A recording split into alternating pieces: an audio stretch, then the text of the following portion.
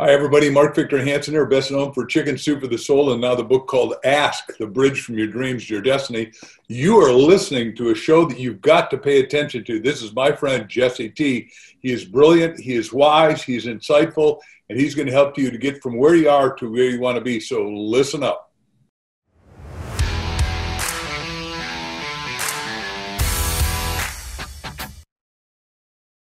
At the highest level, the smartest guy ever, the guy from UK, the top physicist, what he said, the last thing he said before he just died a couple of weeks ago, was that all of life is a hologram, and it is. And so we're saying, hey, look, when you're meditating, and I just finished a whole book called Visualizing is Realizing. I'd had to send tapes on it, and you know what you see is what you get, and but we're not talking about with your physical 2020 here. We're talking about your inner 2020. What do you see? And what we, obviously I saw that we were going to sell 1.5 million in a year and a half with Chicken Soup, and then 5 million, and then 10 million, and 15 million a year, and all of which, remember, 144 publishers all said, get out of here, you guys are nuts. Yeah. If small books sold, we would sell small books. You and Jack don't know squat. And some of them were nice, most of them were fairly nice. But the fact is, then they look back and said, oh my God, we've lost tens of millions of dollars not banking, because the book sold $2 billion worth in licensing, $1 billion. So the people that don't believe in what we're saying, you're missing it.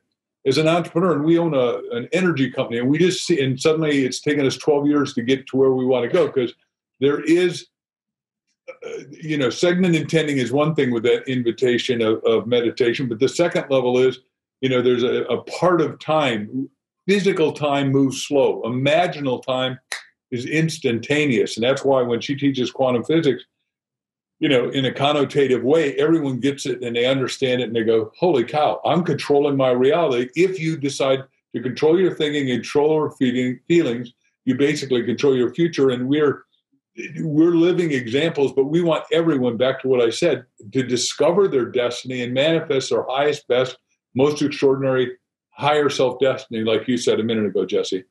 Yeah, there's been multiple times in my life where I've thought about something and I'm in my mind, I already have this, or I've already experienced this, and then shortly thereafter, whatever the time frame is, it finally happens. And now I use the terminology with my clients and friends and people that I'm around. I'm like, it's already happened, but time hasn't caught up yet. Like it's just this weird interplay, and I'm really fascinated to learn more about quantum mechanics. And I've kind of gotten a few different people to talk about this, but it's I think the world's in a really beautiful place in terms of this consciousness awakening, this spirituality awakening, this understanding, these tools that we have out there, from quantum mechanics to plant medicines to all these different things that can tap us into and give us a peel back of the curtain to kind of see what's in the other part of that reality.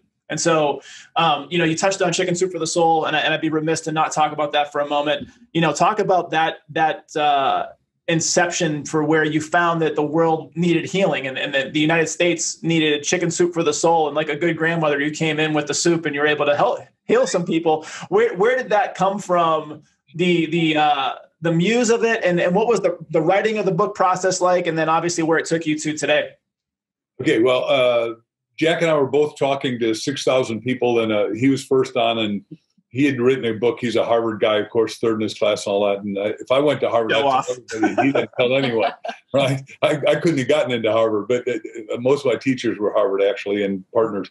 Anyhow, the point is, he'd written a book, 101 Ways to Build Self-Esteem in a Classroom, which is probably more needed now because kids aren't getting good at class. And I'd written a book called Dare to Win, and I'd written How to Achieve Total Prosperity. It sold in 360,000 copies from the platform because nobody had taken me as a publisher. At the end of the day, he comes up, introduces himself. We go to dinner. I teach him how to do short stories because he said, man, I never saw anyone do stories like you. Can you do that? And then we decided to do the chicken soup. And as I said, everyone turned us down. Our agent, that I didn't say, after 144 turn downs, our agent, whose name will go unmentioned, fired us. That cost him at least $15 million, I suspect. Anyhow, we decided to go to the ABA, American Booksellers, and we did backpacks with 3-ring binders. And we were there for 3 days meeting everybody. And I thought I died and gone to heaven because my parents were illiterate immigrants from Denmark. And while I love them and they were smart, they didn't get a chance at education because there's no ESL. English is a second language. Yeah. And I put them down and just saying they were exceedingly smart and wise. They just didn't have English mastered.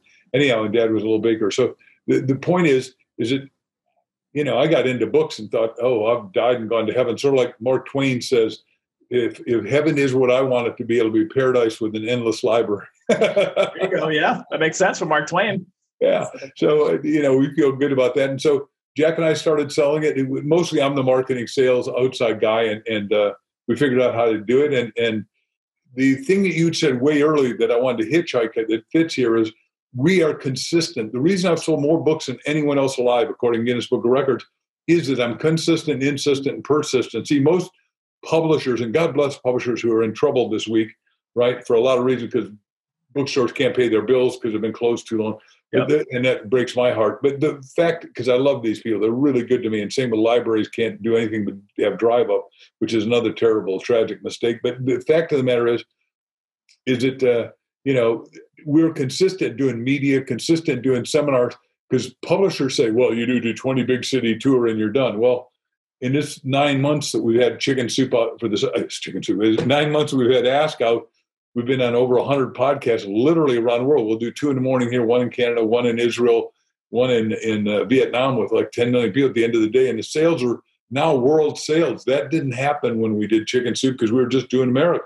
Yep.